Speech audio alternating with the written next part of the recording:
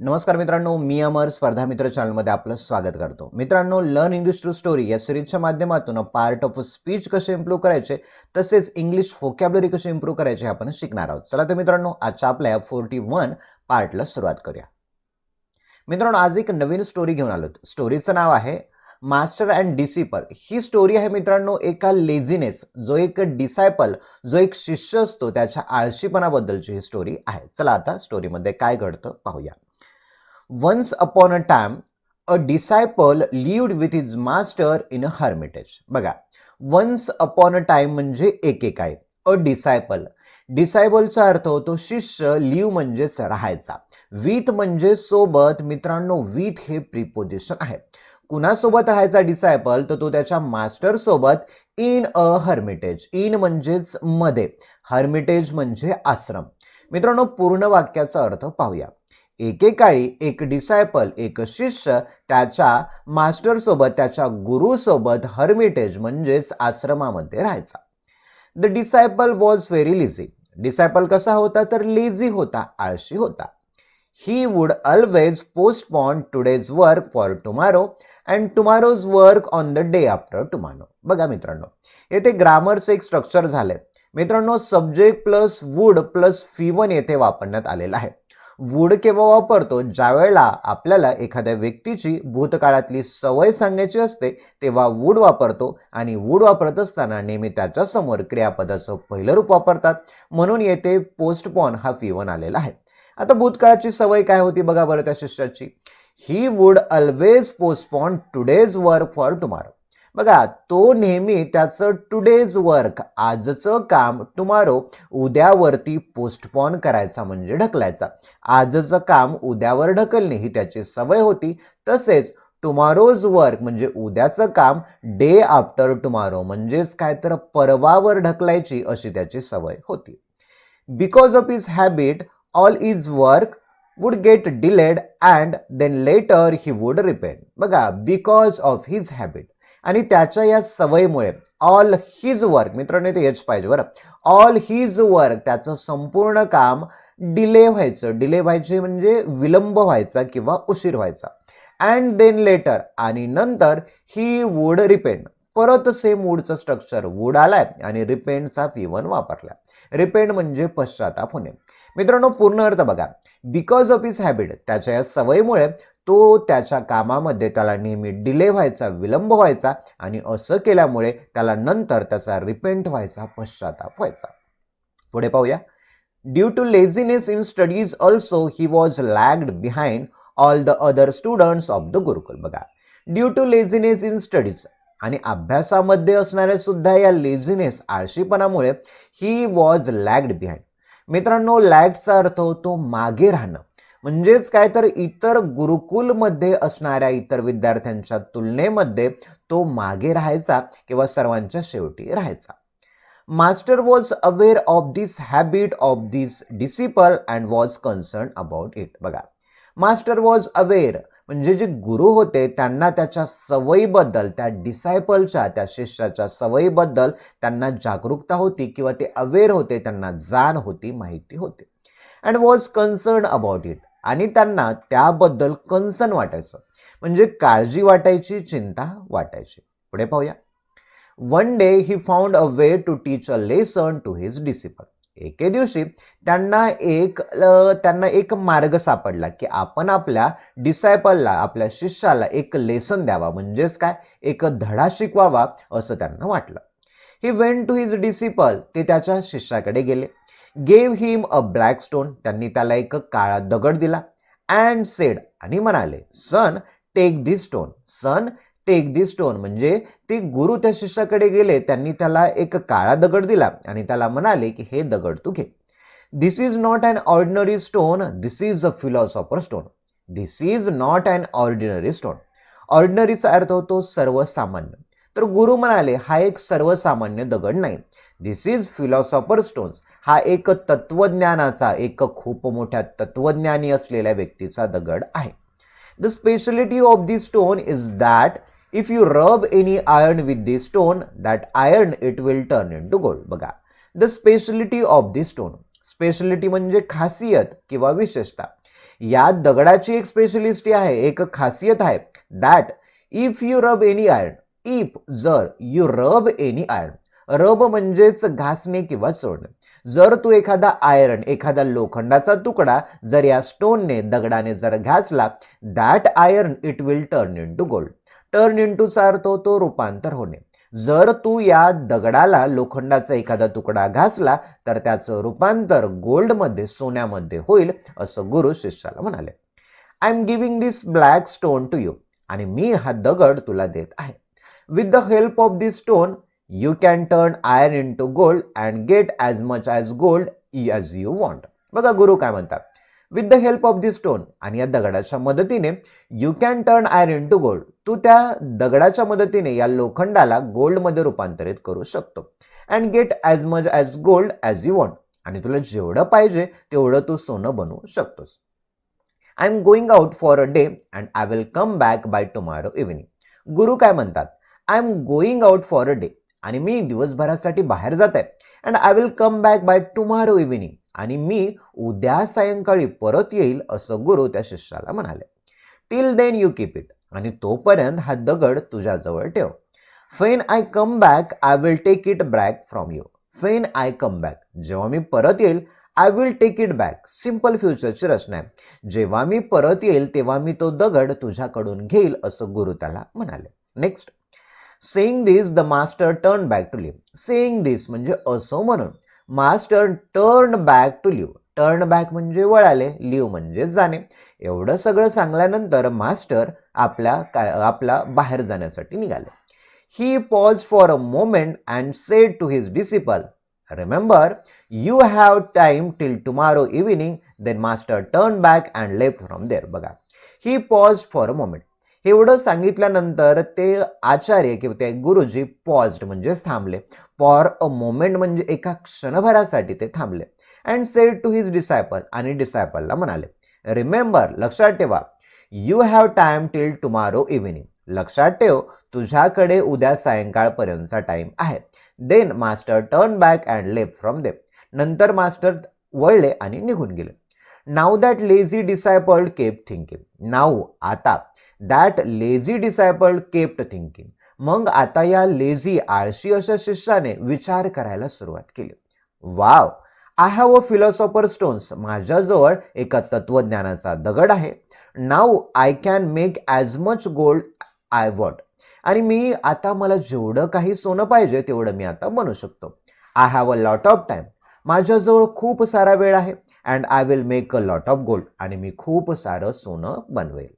Next, then he thought, fear from will I arrange so much iron. नंतर त्याने विचार केला, फिअर कोठून, fear from will I arrange so much iron, आता मी हे लोखंड कुठून आणू बरं. Then he thought, I will go to buy a lot of scrap iron from the market and then will turn that iron into gold with the help of the stone. बघा, त्याने विचार केला. Then he thought, त्याने नंतर विचार केला, I will go to buy a lot of scrap iron. I will go म्हणजे simple future, मी जाईल, बाय म्हणजे विकत घेणे, a lot of scrap iron. मित्रांनो, स्क्रॅप आयर्नचा अर्थ होतो जो भंगार वगैरे असतं ना, वेस्टेजवाला तो. तर तो मुलगा काय म्हणतो, मी मार्केटमध्ये जाईल आणि ते स्क्रॅप आयर्न म्हणजेच भंगार असलेलं लोखंड विकत घेईल. अँड देन, आणि नंतर, will turn that iron into gold, आणि नंतर त्या आयर्नला, त्या लोखंडाला सोन्यामध्ये रूपांतरित करेल with the help of the stone, या दगडाच्या मदतीने. Then he thought, now it is evening time and night is about to fall. नंतर त्याने एक विचार केला. Then he thought, now it is evening time, आता सायंकाळची वेळ झालेली आहे. And night is about to fall, night रात्र, अबाउट टू म्हणजे आसपास किंवा एखादी गोष्ट घडणार आहे असं सांगतो. तर तो म्हणतो की आता सायंकाळ झालेली आहे आणि आता रात्र होणार आहे किंवा रात्र पडणार आहे. सो म्हणून I should have food now and go to sleep. एखादी गोष्ट आपण करायला पाहिजे या अनुषंगाने शुड वापरतात, आणि शुड वापरत असताना नेहमी फी1 वापरतात. येथे हॅव हा फी1 आहे, खाण्यासाठी येथे हॅव शब्द वापरला. तो मुलगा काय म्हणतो, शिष्य, so I should have food now and go to sleep.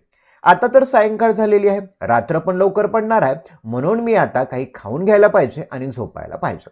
Tomorrow morning, उद्या सकाळी, I will go to market and buy a lot of iron scrap and then make gold of oil.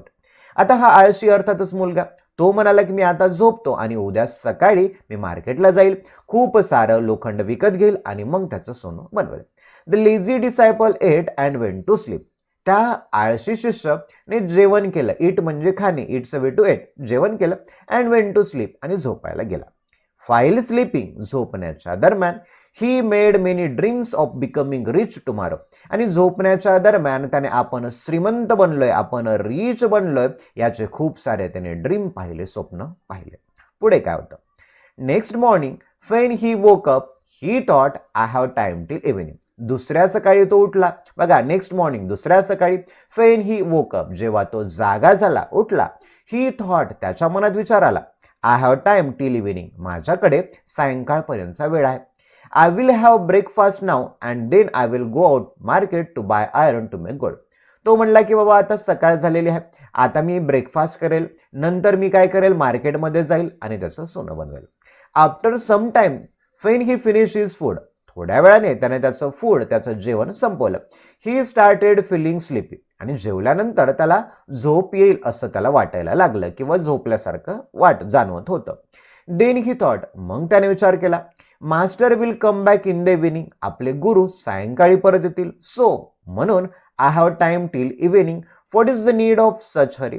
मग त्याने विचार केला की आपले जे गुरु सायंकाळी येत आहेत, I have time till evening, माझ्याजवळ सायंकाळपर्यंतचा वेळ आहे, what is the need of so हच हरी, मग अशा प्रकारची हरी, घाई करण्याची काहीच काळजी नाही. म्हणून I should take rest for some time now and then after that I will go out to market and buy. तो म्हणतो I should take rest for some time now, मग आता काही वेळासाठी मी आता टेक रेस्ट म्हणजे आराम करायला पाहिजे आणि नंतर मार्केटमध्ये जाईल आणि लोखंड विकत घेईल. Thinking this he laid down to take rest. बघा, थिंकिंग दिस, हा विचार करून ही लेड डाऊन म्हणजेच झोपला. ओके, टू टेक रेस्ट, आराम करण्यासाठी तो झोपला. फाईल रेस्टिंग ही फेल अस्लीप, आणि मग आराम करत असताना तो गाढ झोप, अस्लीप म्हणजे गाढ झोपला. When he woke up, he saw that the sun was about to set and evening time was approaching. बघा, when he woke up, आणि जेव्हा तो जागा झाला, he saw that, त्याने पाहिलं की the sun was about to set, आता सूर्य सेट म्हणजेच मावळायला सुरुवात होत आहे, and evening time was approaching म्हणजे जवळ येणे, आणि सायंकाळची वेळ जवळ येत आहे असं त्याला वाटलं. पुढे, now he had to go and buy iron from the market to make gold. आता ही हॅड टू गो, आता त्याला जायचं होतं आणि मार्केटमधून त्याला आयरन घ्यायचं होतं आणि त्याचं सोनं बनवायचं होतं. ही गॉट अप क्विकली, लगेच तो जागा झाला. And as soon as he came out of the hermitage to leave for market. As soon ॲजचा अर्थ होतो ज्या क्षणाला, आणि ज्या क्षणाला तो केम आउट म्हणजे हर्मिटेज, त्या आश्रमाच्या बाहेर जायला निघाला आणि मार्केटकडे तो जात होता. He found his master at the door step, आणि जात असतानाच त्या डोअर स्टेपपाशी, त्या दरवाजापाशी त्याला त्याचे मास्टर भेटले. The master had come back, master परत आलेले होते. मास्टर टूक that stone back from him and sed your time is up. आणि मास्टर आल्यानंतर त्या मास्टरने त्यांचा जो दगड होता त्याच्याकडून बॅक परत घेतला, अँड सेड, आणि म्हणाले, युअर टाइम इज अप, तुझी वेळ आता संपलेली आहे. The disciple begged a lot and started pleading to the master to let him allow to keep stone for some time more. The disciple begged a lot. आता गुरुने तर दगड घेतला आणि दगड घेतल्यानंतर डिसायपल बेग्ड अ लॉट. बेग म्हणजेच काय तर भिक्षा मागणे, विनवणी करणे, खूप याचिका करणे. And started pleading to the master. त्या डिसायपलने खूप कळकळीची विनंती केली, प्लीड केली, विनवणी केली, याचना केली. टू अलाव हिम, अलाव म्हणजे परवानगी देणे, फॉर सम मोर टाइम म्हणजे हा दगड आणखी काही वेळासाठी माझ्याकडे ठेवावा, अशी त्या शिष्याने गुरुकडे याचना केली, किंवा आपण म्हणूया याचना, अर्चना किंवा भीक मागितली असं आपण म्हणूया. But master didn't listen to him, परंतु त्या मास्टरने त्याचं काही ऐकलं नाही. अँड सेड, आणि म्हणाले, a lazy person like you can not do anything in his life. A lazy person like you म्हणजे आळशी माणसं, लाईक यू तुझ्यासारखे, can not do anything in his life त्याच्या आयुष्यामध्ये काहीही करू शकत नाही. यू हॅड 24 hours, तुझ्याजवळ 24 तास होते. इन विच, ज्यामध्ये यू कुड make as much as gold as you wanted, तुला जेवढं काही गोल्ड बनवायचं होतं तेवढं तू बनवू शकला असता. But because of your laziness you कुड नॉट डू एनिथिंग. परंतु तुझ्या आळशीपणामुळे तू काहीही करू शकला नाही. I will not give you this stone for a second. आणि मी हा दगड तुला एका सेकंडसाठी, एक क्षणभरासाठीही तुला देणार नसेल. This is the punishment of your laziness. आणि ही तुझ्या लेझीनेसची, आळशीपणाची पनिशमेंट आहे, शिक्षा आहे. The man who doesn't value time can't do anything in his life. असा माणूस ज्याला वेळेची व्हॅल्यू नाहीये, वेळेचं महत्व नाहीये, तो त्याच्या आयुष्यामध्ये काहीही करू शकत नाही. The disciple was standing embarrassed. आणि मग एवढं झाल्यानंतर डिसायपल उभा राहिला. कसा तर एम्ब्रास्ड, एकदम लज्जेने, शर्मेने तो तेथेच उभा राहिला. He could not do anything now. आता तो काहीही करू शकला नाही. He had missed a golden opportunity to get rich because of his laziness. बघा, he had missed a golden opportunity. त्याने एक सुवर्ण संधी, सोन्याची संधी मिस केलेली होती, हुकवलेली होती. टू गेट रिच, श्रीमंत होण्याची, बिकॉज ऑफ हिज लेझीनेस, त्याच्या आळशीपणामुळे त्याने ती संधी गमावली. But he had now understood the lesson which his master wanted to teach him. परंतु आता तो धडा समजलेला आहे, तो आता शिकून घेतलेला आहे की आपण ज्या आपल्या मास्टरनी आपल्याला जो धडा सांगितलाय लेझीनेसचा, तो आता समजवलेला होता. In front of his master, त्या मास्टरच्या समोर, he vowed never to be lazy and always make good use of time. In front of his master, आणि त्या मास्टरच्या समोर त्याने वोड म्हणजेच शपथ घेतली आणि तो म्हणाला की इथून पुढे मी कधीही आळशीपणा करणार नसेल आणि वेळेचा सदुपयोग करेल. मित्रांनो, महत्वाचे वर्ड. डिसायपल म्हणजे शिष्य, हर्मिटेज म्हणजे आश्रम, पोस्टपोन म्हणजे पुढे ढकलणे, टुमारो म्हणजे उद्या, डे आफ्टर टुमारो म्हणजे परवा, डिले म्हणजे उशीर, विलंब होणे किंवा वेळ घालवणे, रिपेंटचा अर्थ होतो पश्चाताप, लॅगचा अर्थ होतो पाठीमागे पडणे किंवा एक गोष्ट दुसऱ्या गोष्टीपेक्षा किती उशिरा होते तो अवधी, कन्सर्नचा अर्थ होतो चिंता किंवा काळजी, लेसनचा अर्थ होतो धडा, स्टोन म्हणजे दगड, ऑर्डिनरी म्हणजे सामान्य, स्पेशलिटी वैशिष्ट्य, टर्न बॅक परत येणे किंवा वळणे, मोमेंट म्हणजे क्षण, वोकअप म्हणजे जागे होणे, बेग म्हणजे विनंती करणे, प्लीडिंग म्हणजे विनवणी, एम्ब्रास म्हणजे लाजीरवाणं, वोड म्हणजे शपथ घेणे. तर मित्रांनो, ही होती अत्यंत महत्त्वाची स्टोरी. व्हिडिओ जर आवडला असेल तर व्हिडिओला लाईक करा, चॅनलला सबस्क्राईब करा. येथेच थांबूया. Thank you for watching this video.